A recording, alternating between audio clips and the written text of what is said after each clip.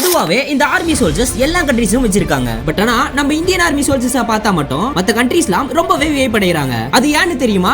சொல்றேன். முதல்ல இந்த ராணுவ வீரர்களோட மெயின் டியூட்டி என்ன? நம்ம நாட்டு எல்லையை பாதுகாத்து கண்காணிக்கிற வேலை. இன்னும் சிம்பிளா சொல்லணும்னா அவங்க நம்ம நாட்டு எல்லையை பாதுகாக்கிற ஒரு எல்லை சாமினே சொல்லலாம். அந்த மாதிரி நம்ம இந்திய நாட்டுக்காக போராடி வீரமரணம் அடைஞ்ச சில ராணுவ வீரர்களை பத்தி தான் பார்க்க போறோம். அதுல நம்ம தமிழ் மண்ணை சார்ந்த சில ராணுவ வீரர்களை பத்தியும் பார்க்கலாம். எஸ், வணக்கம் நண்பா, வெல்கம் டு விக்கிஸ் ஃபேக்ட்ஸ்.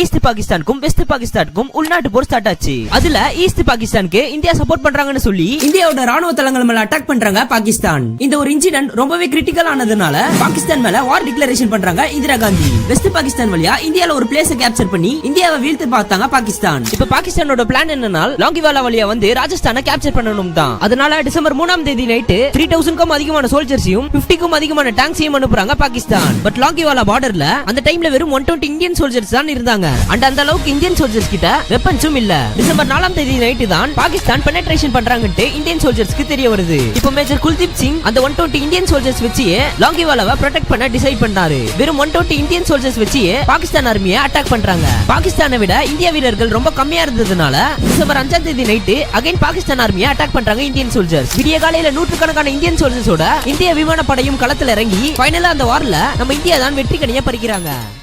இப்ப பார்க்க போறது இந்தியாவுக்கும் பாகிஸ்தானுக்கும் நடந்த வங்காள போர். 1971ல ஈஸ்ட் பாகிஸ்தானுக்கும் வெஸ்ட் பாகிஸ்தானுக்கும் உள்நாட்டு போர் ஒரு பீக்ல போயிட்டு இருந்துச்சு. அதோட இம்பாக்ட்னால 30 டிசம்பர் 1971 அப்போ இந்தியாவுக்கும் பாகிஸ்தானுக்கும் வங்காள போர் ஸ்டார்ட் ஆச்சு. அந்த வார் ஸ்டார்ட் ஆன டிசம்பர் 3ஆம் தேதியில இருந்து பார்டர்ல இருந்த நம்ம இந்திய ஆர்மிக்கு காஷ்மீரோட ஸ்ரீநகர்ல இருக்கிற அவந்திப்பூர் விமானப்படை தளத்துல இருந்து நம்ம இந்திய ஆர்மிக்கு தேவையான வெப்பன்ஸ் அண்ட் ஃபுட்ஸ் எல்லாம் சப்ளை ஆகிட்டு இருந்துச்சு. அந்த அவந்திப்பூர் விமானப்படை தளத்தை டிஸ்ட்ராய் பண்ணினால் இந்தியாவோட தரைப்படை வீக் ஆகிடும்னு திங்க் பண்ண பாகிஸ்தான் ஆர்மி ஒரு 6 சேபர் ஏர்கிராஃப்ட இந்தியாவோட ரேடார்ல மாட்டாம இருக்க லோயர்ல பறந்த 6 சேபர் ஏர்கிராஃப்ட் இந்தியாவோட அவந்திப்பூர் விமானப்படை தளத்துக்கிட்ட வந்துச்சு. ஒரு சேஃப்டி பர்பஸ்க்காக வான்ல ரோந்து பண்ண ஃளையிங் ஆபீசர் நிர்மல்ஜித் அங்க வர 6 ஏர்கிராஃப்டையும் அட்டாக் பண்ண அவரோட ஃபைட்டர் ஜெட்ல போறாரு. அப்படி போன நிர்மல்ஜித் 2 சேபர் ஏர்கிராஃப்ட டிஸ்ட்ராய் பண்ணினாரு. மிச்சம் இருந்த சேபர் ஏர்கிராஃப்ட் நிர்மல்ஜித்தோட ஃபைட்டர் ஜெட் அட்டாக் பண்ணதுனால அவரோட ஃபைட்டர் ஜெட் காஷ்மீர் பள்ளத்தாக்குல விழுந்துச்சு. நம்ம இந்தியாவோட விமானப்படை விமானங்கள் அவந்திப்பூரை ரீச் பண்ணதுனால மிச்சம் இருந்த சேபர் ஏர்கிராஃப்ட் எப்படினா இங்க இருந்து எஸ்கேப் ஆகணும்னு நினைச்சு அந்த பார்டர் விட்டு கிராஸ் பண்ணி போயிடுறாங்க. பட் இந்த ஒரு இன்சிடென்ட்னால ஃளையிங் ஆபீசர் நிர்மல்ஜித் வீரமரணம் அடைஞ்சாலும் இன்னி 2 நாள்ல அந்த வார்ல இந்தியா வின் பண்ணிடுறாங்க.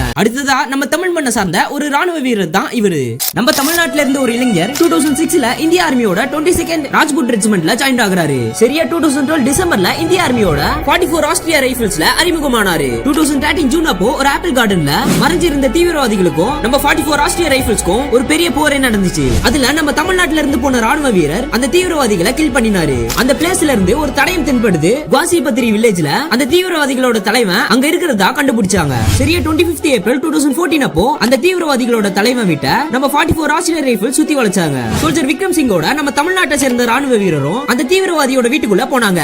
உள்ள ஒரு தீவிரவாதியை கில் பண்ணிட்டு நெக்ஸ்ட் பில்டிங்க்கு நம்ம இந்திய வீரர்கள் 2 பேருமே போனாங்க. நம்ம தமிழ்நாட்டோட ராணுவ வீரர் மேல அந்த தீவிரவாதியோட தலைவன் ஷூட் பண்ணினா. ஏகப்பட்ட புல்லட்ஸ் காயங்கள் பட்டாலும் அதை தைரியமா ஃபேஸ் பண்ணி அவரோட AK-47 வச்சு அந்த தீவிரவாதியோட தலைவனை ஷூட் பண்ணி கில் பண்ணினாரு. நம்ம தமிழ்நாட்டு ராணுவ வீரரை ஸ்ரீநகருக்கு கொண்டு போற வழியிலேயே அவர் நம்ம நாட்டுக்காக வீரமரணம் அடைஞ்சாரு. அவர்தான் நம்ம தமிழ்நாட்டு மண்ணை சார்ந்த முகுந்த் வரதராஜன் அவர்கள்.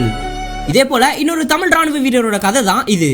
இந்தியா பாகிஸ்தானுக்கும் கார்கில் வார் ஏன் நடந்துச்சுனும் அந்த கார்கில் வாரோட ஒரு ரியல் தமிழ் ஹீரோவான மேஜர் சரவணன் அவர்களை பத்தியும் பார்க்கலாம். 14,000 ஸ்கொயர் கிலோமீட்டர் கொண்ட கார்கில் நம்ம இந்தியாவின் லடாக்கை சார்ந்தது. பாகிஸ்தான் ஆர்மி காஷ்மீரை கேப்சர் பண்ணணும்னு கார்கில் வழியா வந்த போது அதை நம்ம இந்திய ராணுவம் கண்டுபிடிக்கிறாங்க. அதோட இம்பாக்ட்னால தான் இந்தியா பாகிஸ்தானுக்கும் கார்கில் வார் ஸ்டார்ட் ஆச்சு. இந்த கார்கில் வார்ல நம்ம இந்தியாக்காக போராடுறதுக்கு அசாம் படைப்பிரிவுல இருந்து அவரோட டீம் மெம்பர்ஸோட களத்துல இறங்குறாரு நம்ம தமிழன் மேஜர் சரவணன். தமிழ்நாட்டோட ராமேஸ்வரத்தை சார்ந்த இவர் இந்த கார்கில் வாரோட ஹீரோவா பிரதிபலிக்கிறாரு. சியாச்சனுக்கு அடுத்தபடி ஹையஸ்ட் வார் பாயிண்டா இருக்கிற 0.4268 ஜுபர் ரிச் பிளேஸ கேப்சர் பண்ண சொல்லி மேஜர் சரவணனுக்கு ஒப்படைக்கிறாங்க. மே 29 விடிய காலை 4 மணிக்கு தரமான தாக்குதல் கொடுக்கறாங்க மேஜர் சரவணன் அவங்க டீம். அந்த இன்சிடென்ட்னால மேஜர் சரவணனுக்கு வயித்துல காயம் ஏற்படுது. மத்த இந்திய வீரர்களும் காயம் அடையறாங்க.